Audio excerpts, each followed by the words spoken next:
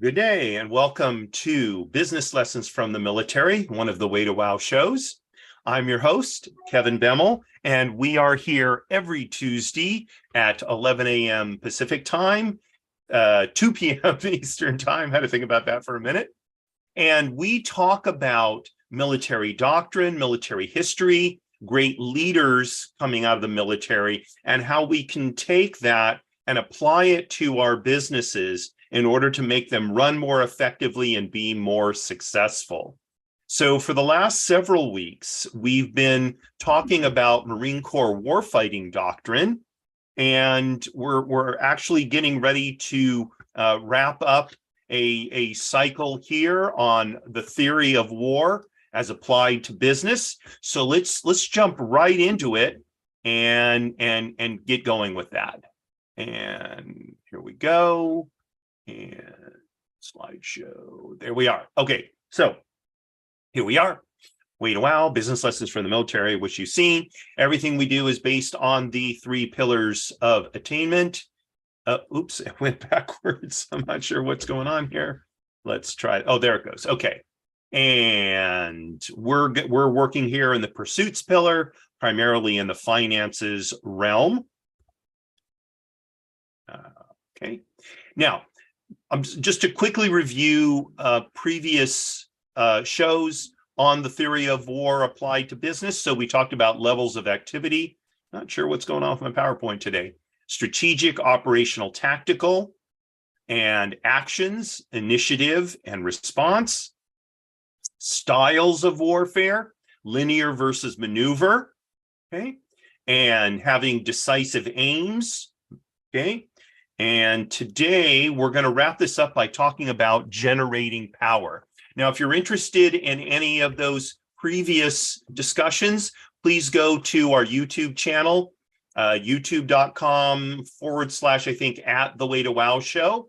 And you can see all of our past episodes, but specifically look for the playlist, I think 3 down for business lessons from the military, and you will see all the previous discussions we've had on this topic. So today, we're going to talk about generating power. Now, in Marine Corps warfighting doctrine, we call this combat power, right? Because the Marines are there to fight. And so the idea is to generate as much combat power as possible, okay? But of course, in business, we're not looking to fight per se, but the idea of generating power in our business to drive it forward, to make it successful, I think we can all relate to that idea. And so there's 2 pairs of concepts for generating power. The first is speed and focus, and the second is surprise and boldness. And I'm going to talk about these things in terms of these 2 pairs. And the first thing we want to talk about is speed.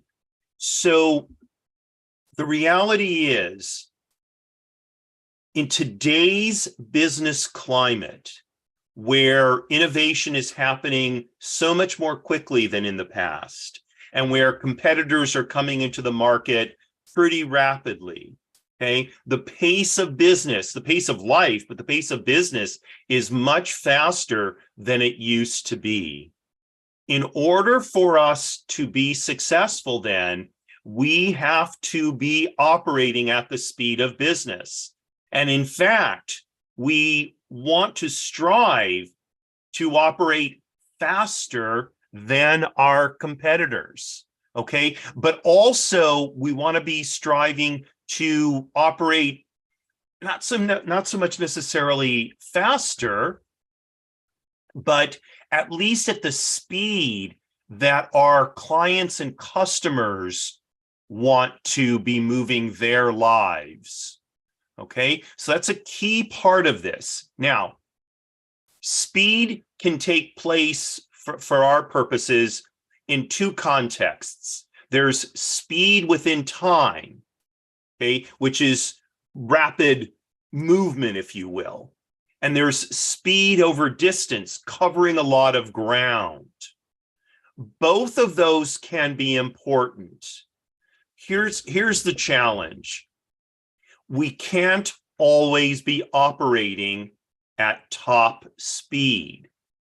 So what we want to work on is setting up a rhythm whereby we move fast and then we can slow down for a little while, and we move fast again, slow down for a while, move fast, slow down. We want to get what in the military is called a battle rhythm. So we want to create that rhythm, and we need to be gearing it toward the cycles in our own business. So for example, if we're in the retail business, there are certain times of year where certain retailers will do better than other times of year.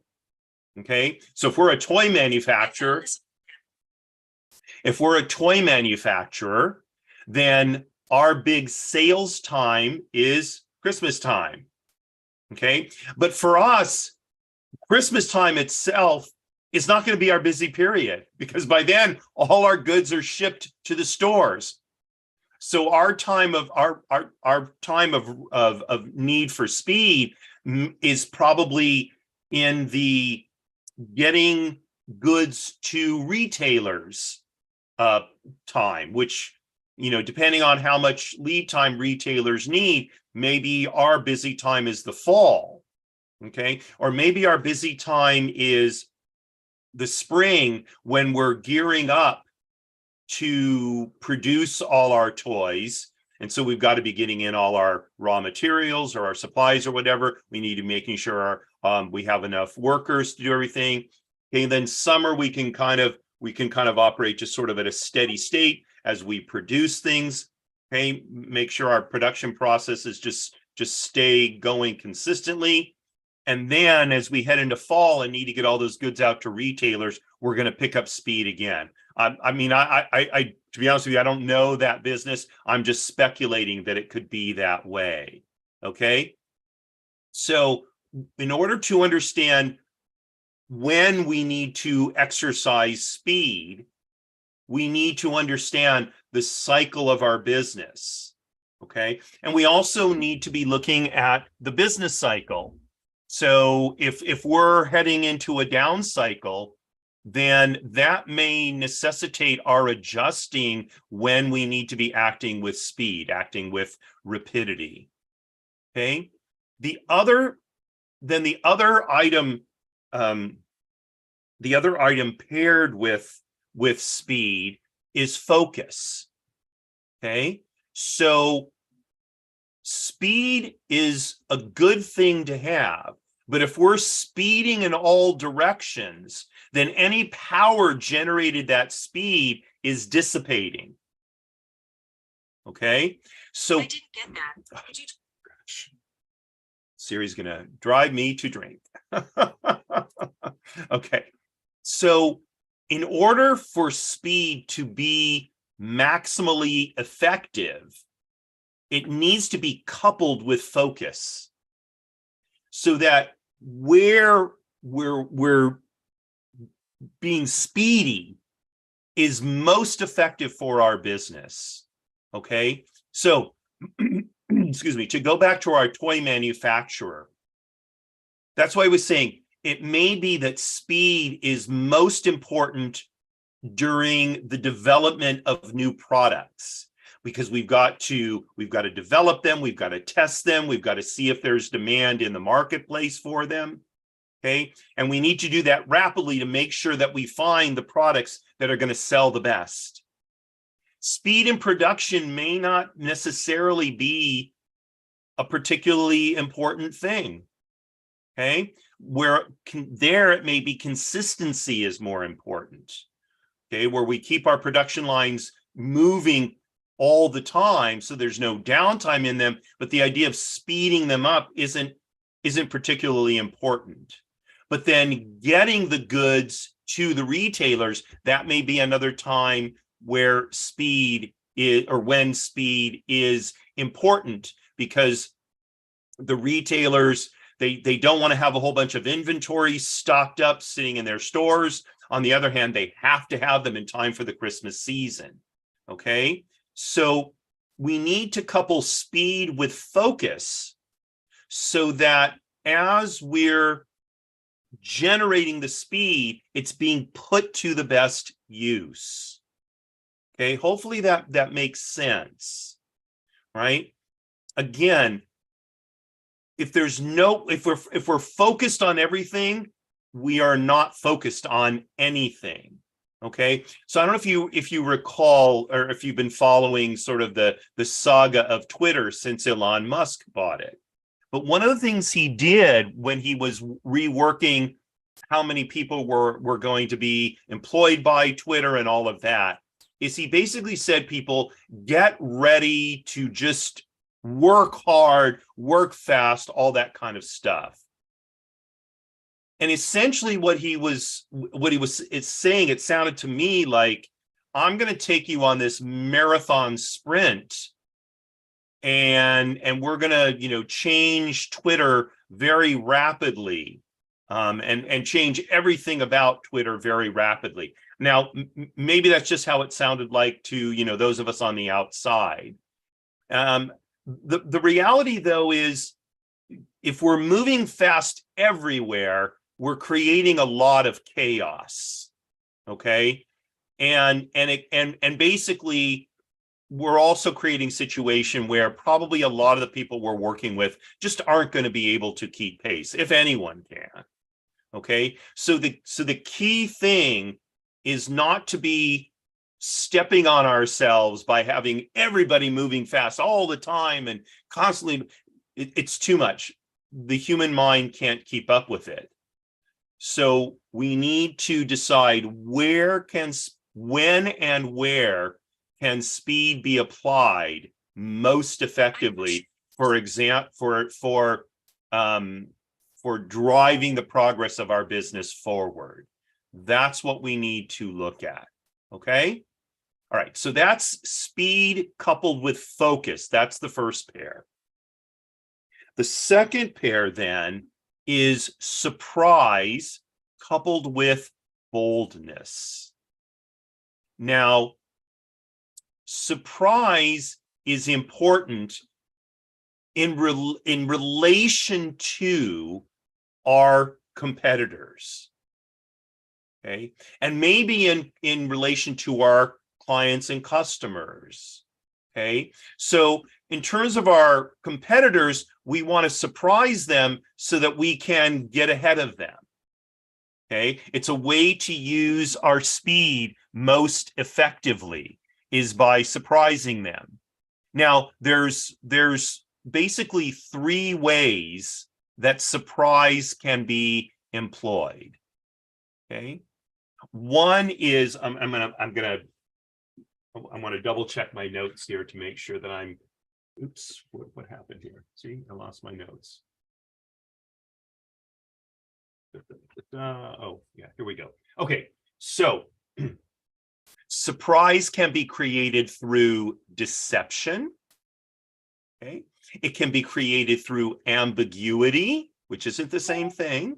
Okay, and it can also be created through stealth. Okay, so deception, ambiguity, and stealth. Those are the three ways we can use surprise. So deception is really saying, I'm doing this, when in fact I'm actually doing this, right? That's deceiving them. Okay, so maybe we, announce that we're working on this particular initiative, and maybe, by the way, we are a little bit, but the real big thing is actually happening over here. But we get our competitors so focused on this that they don't realize this whole other bigger thing is going on over here. That's deception. Ambiguity is when we have a lot of different things going on, and it's unclear which of any of them is our focus, right? And so they can't really understand what's going on with us. And then stealth is keeping things so quiet they have no idea what we're up to. Okay, now any of these could be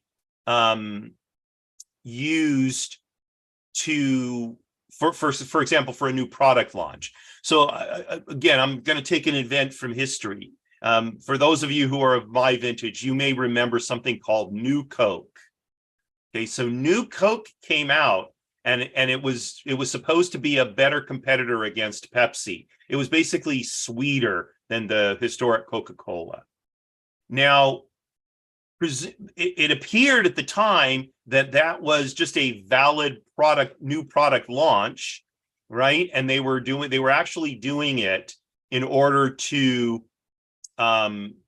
take Coca-Cola in a different direction.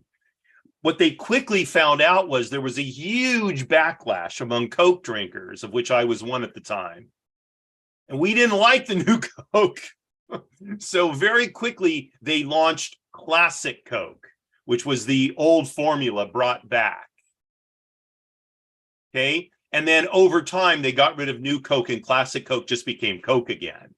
Now, that that could have been, I don't think it was, frankly, but it could have been a deception, right? So Pepsi and other competitors got deceived into thinking, oh, Coke is taking its formula in our direction. What are we going to do about this? Oh my gosh, we blah, blah, blah, blah, blah, and get them all, worked up about, we got to find something new to do, and spending a whole lot of time and effort in this thing over here. Meanwhile, Coke was planning all along that was more of a publicity stunt, and they were just going to bring their original Coke back.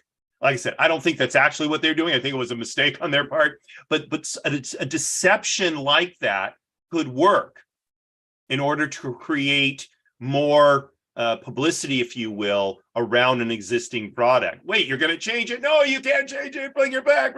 Okay. Our customers have spoken. We're going to bring it back. That's deception, right? And that generates a lot of market power, because all of a sudden everything's focused on what's going on with, Coca-Cola in this case. Okay.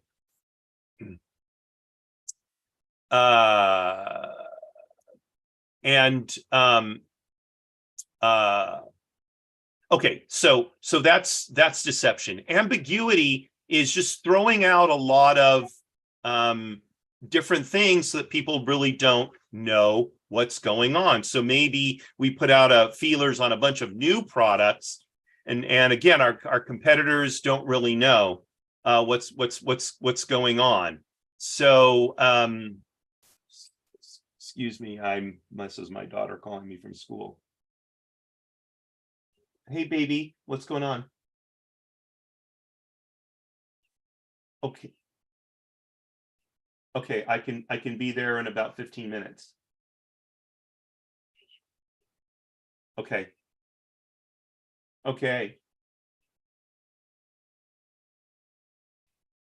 Yes, it is. Okay, bye.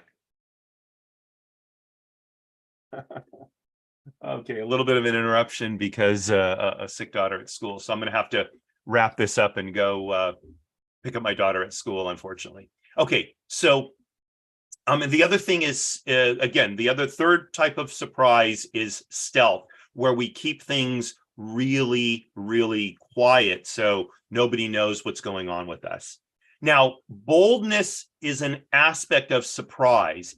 It allows us to spring surprise on our competitors, especially, but also surprise our customers in a good way. So if we go in some really bold new direction or take some bold new step, okay, it may really delight our customers. Okay, now we have to be careful, because we need to use good judgment when we exercise boldness. We don't want to be bold in a way that causes us to stumble over ourselves or alienates our customers. That we don't want to do.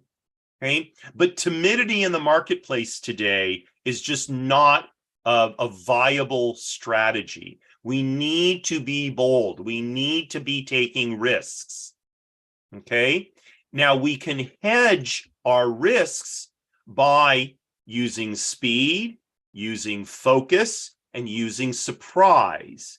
If we're using those three aspects of generating power in the marketplace, our boldness is more likely to succeed. Okay. So again, we want to couple these pairs so that we are generating as much market power as we possibly can. The other thing about generating power using speed, focus, surprise, and boldness is if we make a mistake, we want to be able to recover quickly enough from that mistake so that our competitors can't take advantage of it. Okay. And that's you saw that like using the Coke example.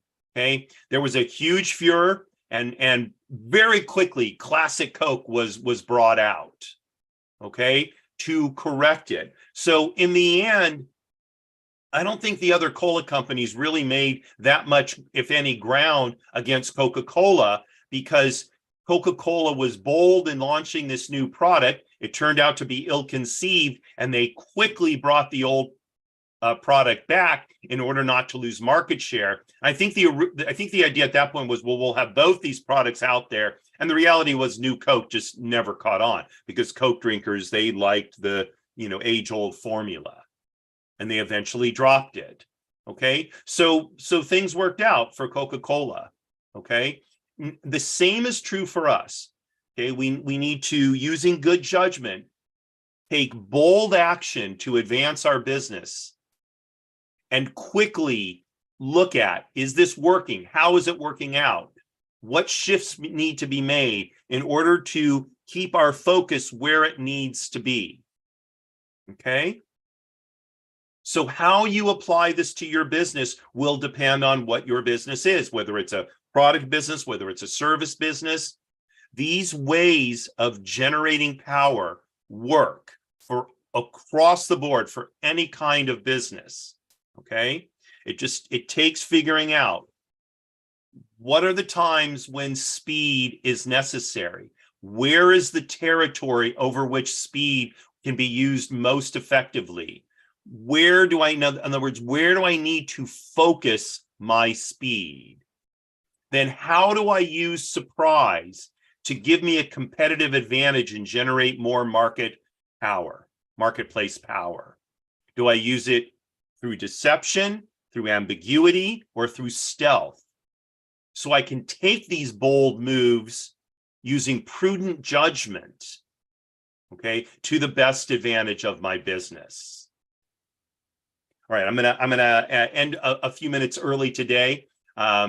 So that wraps up the theory of war applied to business. And here we go. If you want to have any questions, need any help, these links will be in the show notes once the show posts on our YouTube channel. So feel free to contact me through these. Okay, you can post a comment on any of the shows on our social media. You can send me an email at thewaytowowshow@bemel.com. Okay, happy to take any questions, any comments that you have, good or bad. Okay, and here's all the legal stuff, of course. And I'm going to go ahead and stop sharing my screen. All right, so starting next week, we will be on to a new topic within Marine Corps warfighting doctrine. So I hope you'll tune in next Tuesday, 11 a.m. Pacific, 2 p.m. Eastern, for a half hour each session, business lessons from the military. Tomorrow is our third show of the week. It's People Making Money, where we talk about career issues and finance and personal finance issues, building wealth. That's at 12:30 Pacific, 3:30 p.m. Eastern time. That's an hour-long show, so I hope you'll join me for that. You can always go to Eventbrite and get a free ticket to join me live or watch me on social media, whether it's YouTube, Facebook, LinkedIn, Twitter. I'm glad to have you join in and watch the show. And then next week, starting on Monday, is our next round of shows. And Monday will be Trusts and Estates Weekly at 10 a.m. Pacific, 1 p.m. Eastern. And for a half an hour, we talk about how you can work with trusts and estates and enhance and grow your businesses. So thank you so much for joining me today. I apologize for having to leave a little bit early, but I hope you enjoyed the show. Any questions, let me know. and I'm wishing you a wonderful rest of the day. Marie, you're still my